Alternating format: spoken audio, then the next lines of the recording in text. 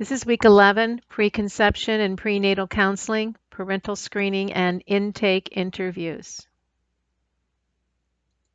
The learning objectives for this week are to list specific indications for preconception counseling, including maternal age, medical factors, family history, consanguinity, ethnicity, and environmental teratogenic factors, to specify common genetic disorders in various ethnic groups and available genetic tests, develop a list of medical and family history intake questions for preconception and prenatal counseling sessions, to practice conducting the intake interview for preconception and prenatal genetic counseling, to interpret pedigrees to determine genetic risks in preconception and prenatal genetic counseling sessions, and to discuss the ACOG practice guidelines on personalized genomic testing in the context of preconception and prenatal genetic counseling.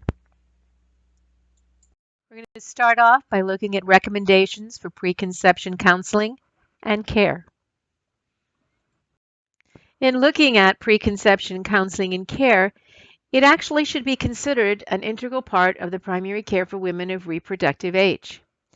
And some of the common issues that are discussed during this counseling are maternal age, consanguinity, family planning, achieving a healthy body weight, screening and treatment for infectious diseases, updating immunizations, reviewing medications for teratogenic effects, beginning the use of folic acid supplements to reduce neural tube defects, and the identification of Rh-negative mothers. When one considers pregnancy, there are many things to consider, and these include, am I at risk of passing a genetic condition onto a baby? What is the inheritance pattern of the disease that I'm discussing? Are there screening tests to see if I'm a carrier of a disease? And if tested before pregnant, this is referred to as preconception testing. Having the testing done before one is pregnant allows for more options and more time to make decisions. So what are my options? Well, if both parents are carriers of an autosomal recessive disease, then you're going to want to undergo diagnostic testing to see if the fetus has a disorder. There is the use of in vitro fertilization, and then you can test the fertilized egg before it is transferred to the uterus. You can use in vitro along with donor eggs or sperm from someone who does not carry the disorder, and you could also choose to not become pregnant. Please watch these videos on preconception counseling and also go back to the very beginning of the module and look at the videos that have been loaded on consanguinity. Some of the other types of questions that can be asked are, is there a history of diabetes, of hypertension, cancer, or twins? Is there anyone with an intellectual disability or any kind of birth defect?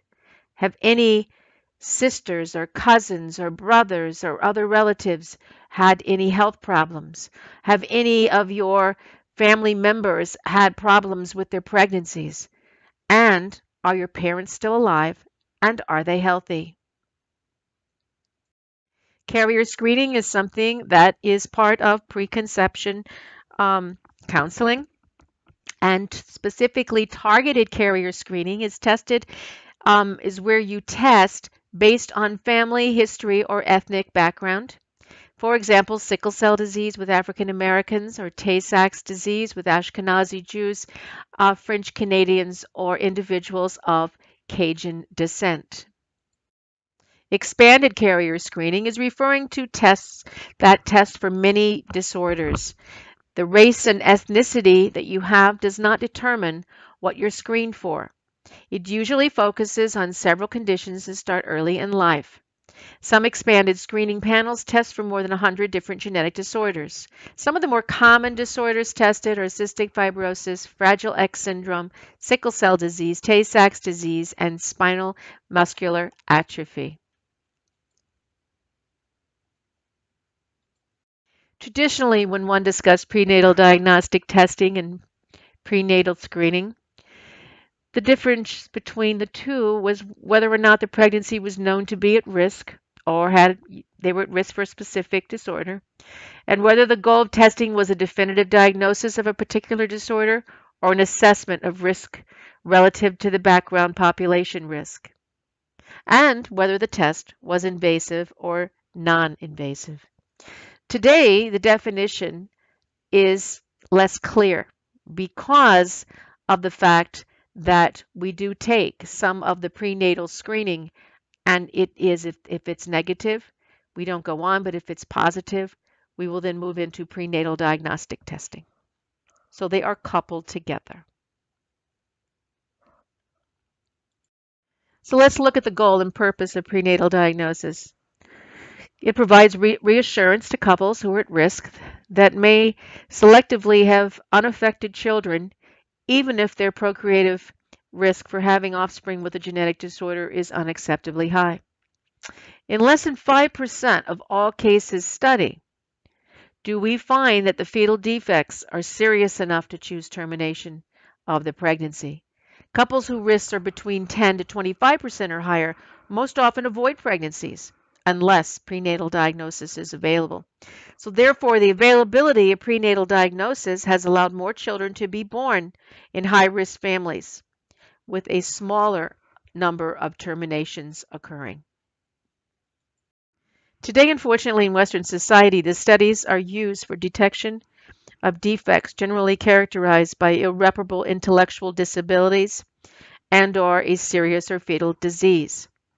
At present, the ideal goal of prevention or treatment, rather than abortion, after prenatal detection of a fetal defect is achieved only rarely, with the exception of with neural tube defects.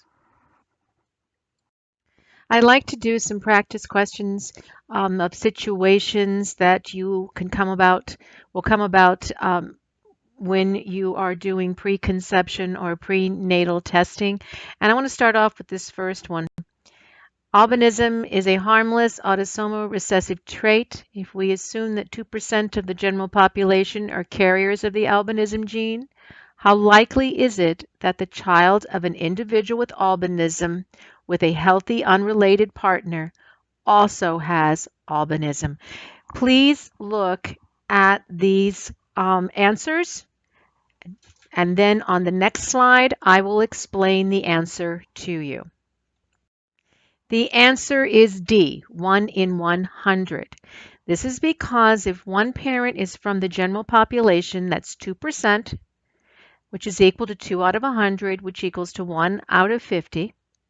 That's that carrier rate.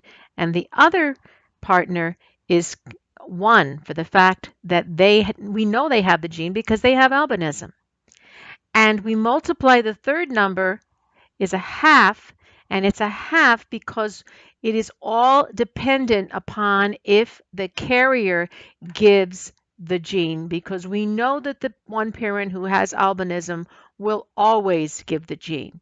So it's 1 times 1 over 50 times 1/2, which equals 1 out of 100. Please contrast that with the fact that if the parent was known to be a carrier or thought to be a carrier, we would have that third number be 1 out of 4. Now, assume that the unaffected sister of an individual with albinism asks you how likely it is that her child with a healthy, unrelated man will also have albinism. Her parents are both unaffected. Assume again a carrier frequency of 2% in the general population. The answer is C, 1 in 300. Remember, it's 2%, which is equal to 1 out of 50. And for the sister of an individual who has albinism, it's 2/3, and it's 2/3 times 1 over 50 times 1/4, which equals 1 in 300. Let's look at this pedigree here. Given that the onset of the disease is by 40 years of age, and given that all the individuals shown are at least 45 years old, except for 3-2, who is only 30 years old, what is the probability that the fetus 4-1 will be affected? Please look at the answers and then go to the next slide. The answer is C, 25%.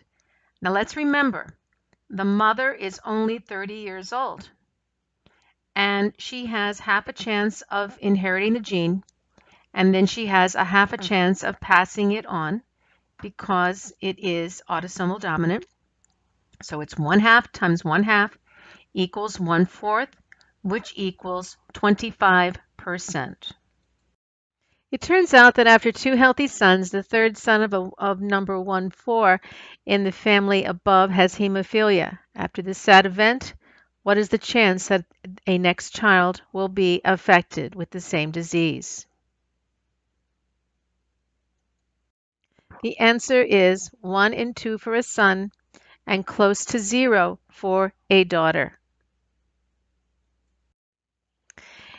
In the family above, a child has been born with acheiropodia, congenital absence of hands and feet. Assuming that this is a genetic problem, what is the most likely inheritance pattern, and how likely is it that a next child of 3, 3, and 3, 4 will be affected? The answer is autosomal recessive D, and it would be 1 in 4. In looking at the next pedigree, if we were to look at 2, 3, she has 2 brothers with hemophilia A, a bleeding disorder that is inherited as an X-linked recessive trait. What is the risk of hemophilia for her children?